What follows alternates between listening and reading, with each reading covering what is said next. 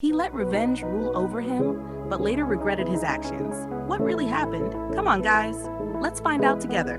Hey, friends. Welcome to another mind-blowing movie from your amazing actress and actor. I know you don't want to miss out on this one. It's full of life lessons, emotions, and drama. But before we dive in, why not hit that subscribe button for more captivating stories from us?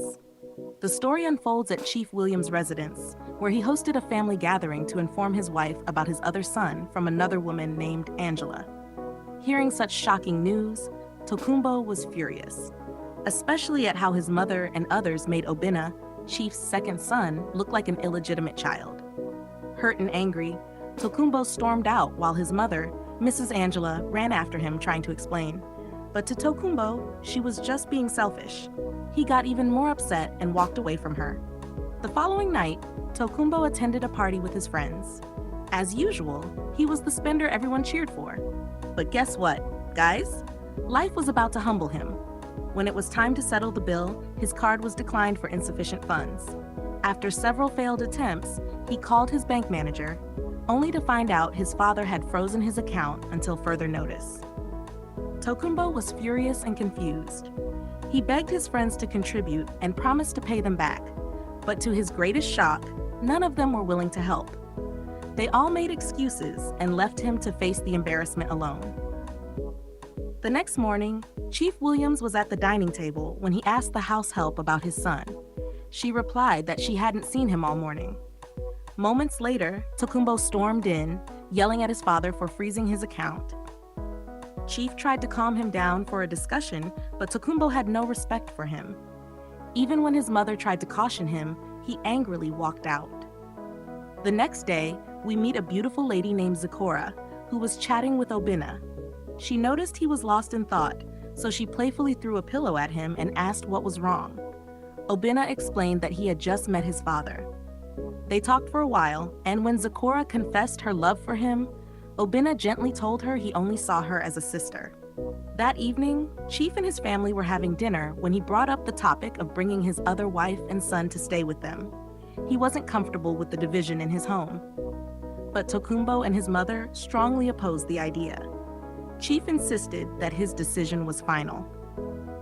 Suddenly, he clutched his chest and collapsed on the floor. It was a heartbreaking moment for the Williams family. He was rushed to the hospital, but sadly, he didn't make it.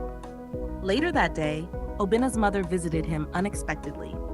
While they were chatting, he noticed her mood and asked if she was okay. That was when she broke the news. His father was dead. Obinna was in total shock and disbelief. His mother told him they needed to go to the house to pay their last respects.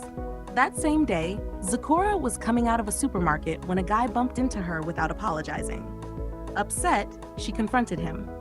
As the argument heated up, Tokunbo appeared and demanded that the man apologize immediately, even threatening him until he did, though rudely. Afterward, Tokunbo and Zikora introduced themselves. Since her ride had been canceled, he offered her a lift home. When they arrived, Zikora's friend Diane watched from the window, curious and excited. When Zikora came in, Diane couldn't hide her excitement about her friend's unexpected encounter. The next day, Zikora tried reaching Obinna, who hadn't been answering her calls. She grew worried, even though her friend advised her to stop stressing about it. Still, she couldn't shake off her concern. Meanwhile, Tokunbo was hanging out with his friends again. They were happy, celebrating the fact that he now had money again, but Tokunbo wasn't in the mood. He was angry that none of them cared about his father's death and were only focused on partying and spending money. Remembering how they abandoned him earlier made him even angrier. He paid his own bills and left them behind. Later that day, he found an item that belonged to Zikora in his car. He decided to return it, surprising her at home. She was delighted and invited him in, even taking him out to show her appreciation for what he had done for her. The following day, Obinna returned home while on a call with his mom. Moments later, Zikora came in, surprised and relieved to see him. She asked why he hadn't been picking her calls, and that was when Obinna broke the news that he had lost his father. Zikora was heartbroken for him and tried to console him. 2 days later, it was time to read Chief's will. The lawyer started with the first wife, who who was to receive $250 million and 2 houses. Angela was to receive Suva $150 million and a piece of land. As for the children, Chief gave them specific conditions. Before Tokunbo could access his share, he was required to work under his brother, Obinna, in the family company for 6 months and show responsibility. Only then would he get his inheritance. Tokunbo was furious and refused to accept it, but the lawyer reminded him that this was his father's final will, not a negotiation. But wait, what if Tokunbo decides to fight back instead of obeying his late father's wish? When Obinna got home, he wasn't happy with his mother. The excitement she showed while receiving her share from the inheritance made him believe she had only been with his father for the money. That same day, Zipporah and her friend Diane were seated in the living room. Zipporah seemed uncomfortable as she opened up about Tokunbo not replying to her messages. Hearing that, Diane quickly advised her to focus the same energy she had for Obinna on getting Tokunbo's attention instead. Zipporah only laughed it off and changed the topic. The next day, Obinna went to see Tokunbo to make peace, but Tokunbo refused to reconcile with him.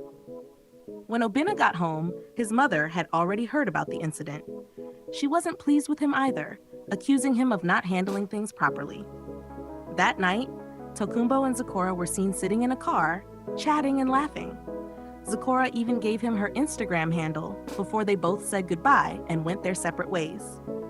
Later, when Tokunbo got home, he went through Zipporah's page, staring at her beautiful pictures until he came across a video of her and Obinna playing together. That video gave him an idea, a dark one, on how to get back at Obinna. The next day, Zipporah visited Obinna. He looked worried and restless, thinking about how to fix things with his family. Zipporah advised him to calm down and try to make peace. Just then, her phone rang. It was Tokunbo, calling to say he'd be picking her up that evening. Zipporah stood up to leave, surprising Obinna, who thought she would be spending the night. That evening, Tokunbo showed up at Zipporah's house holding a bouquet of flowers. She smiled as he handed them to her and introduced him to her friend Diane. They both left afterward, heading to a fancy restaurant where they chatted and had drinks together. The following day, Tokunbo invited Obinna over, saying he was ready to work under him in their father's company and also make peace. Obinna was overjoyed and thanked him sincerely. That night, his mother spoke to him about his decision and expressed how happy she was. They hugged each other warmly. The next day at the office, both Obinna and Tokunbo were officially welcomed. They each gave their word to ensure the company's growth and success as they worked together. After the meeting, Obinna complimented Tokunbo's speech, but Tokunbo didn't take it well. Instead, he warned Obinna not to get too comfortable with him before walking away. Meanwhile, back at Zipporah's house, she returned from shopping with lots of bags. She happily showed Diane the things Tokunbo had bought for her. Diane was excited that someone was finally making her friend smile again. Later that day, Obinna came home and met his mom once more. She advised him not to put too much trust in Tokunbo, warning that he could be just as proud as his mother. But Obinna ignored her advice and walked inside quietly. A day later, Tokunbo dropped Zipporah off again. They chatted for a while before she left. That evening, Zipporah went to Obinna's house to drop something off. She tried to leave immediately, but Obinna stopped her, surprised at her cold attitude. She explained that she couldn't keep visiting him when she didn't feel valued. Obinna tried to explain himself, but she walked away. The next day at the office, Obinna was preparing for an important meeting with some clients when he realized a key document was missing. Frustrated, he considered postponing the meeting, but the clients began complaining, comparing him to his late father, saying he would never have made such a mistake. Just then, Tokunbo walked in, holding the missing document. He apologized to the clients and handed it over, saving the situation and stealing the spotlight. Obinna wasn't okay with it. He knew Tokunbo had sneaked into his office to take the document just to make him look bad. Later that day, the barrister came to congratulate Tokunbo for his progress and reminded him that in just 2 to 3 months, he would finally take possession of his share of the inheritance. The following day, Obinna visited Zipporah's house but met only Diane, as Zipporah was out. Meanwhile, Tokunbo and Zipporah were at a restaurant, having a good time. While they ate, Zipporah asked him about his life. He spoke briefly, admitting that he had a stepbrother, but insisted that the brother was not important. Zecora was curious to know why, but Tokunbo brushed it off, telling her to enjoy her meal. Zecora felt sad about his response. When she returned home, Diane told her that Obinna had stopped by to see her, but Zecora didn't seem to care anymore. She simply walked inside, trying to move on with her life. The next day at the office, Obinna was accused of signing a fraudulent contract worth millions with a company called Freudstars. Shocked, he tried to explain, but the board didn't believe him. Claiming he had failed the company, they removed him from his position and handed the role over to Tokunbo. But wait, could Tokunbo have masterminded the fraud just to bring Obinna down? Obinna was upset as he went straight to confront Tokunbo about what he had done to him. But instead of showing remorse, Tokunbo mocked him for not reading the document before signing it. The argument got heated, and soon, it turned into a physical fight. When Obinna got home, his mother had already seen the news on one of the gossip blogs. She quickly paid to have the post taken down, but was deeply disappointed in her son. Out of anger, she went straight to Angela's house to warn her to keep her son away from hers. Both mothers argued bitterly before Angela left angrily. The next day, Tokunbo was out having drinks with Zecora as they chatted and laughed. Zecora asked if he had settled things with his brother, but Tokunbo told her there was no need. He said he was on a revenge mission and would never forgive Obinna. Even though Zecora tried to advise him to let go, he wouldn't listen. 2 days later, Obinna came looking for Zecora again, but she wasn't home. This time, her friend Diane opened up to him, saying Zecora had gone out with another guy she seemed to really like. Diane also advised Obinna to move on since Zecora had clearly moved on with her life. That same day, Tokunbo met with his mother, suggesting it was time to make peace with Obinna and his mom. He even decided to invite them for dinner at their house. His mother loved the idea and agreed happily. Tokunbo then left to make the arrangements. Later that day, Angela visited Agnes, Obinna's mother. Both women talked things through, made peace, and settled their differences. Before leaving, Agnes invited Angela and her son for dinner, which Angela gladly accepted. Angela returned home joyfully to share the good news with Obinna. He was so happy and told his mom that he was also planning to ask Zecora to be his girlfriend. Meanwhile, Zecora arrived at Tokunbo's house. He gave her a warm hug and went straight to the point. He asked her to be his girlfriend. Zecora didn't even think twice before saying yes. When Zecora got home, she shared the news with her friend, who was so happy for her. While they were still talking, Obinna walked in, wanting to speak with Zecora. He finally confessed his feelings, telling her that he liked her. But to his surprise, Zecora told him she was already in love with someone else. As he tried to speak, she walked inside, leaving him heartbroken. The following evening, the Williams family gathered for dinner. Suddenly, the doorbell rang. Tokunbo smiled and told everyone he had invited his girlfriend over. But guess what, guys? When he brought her in, everyone was shocked.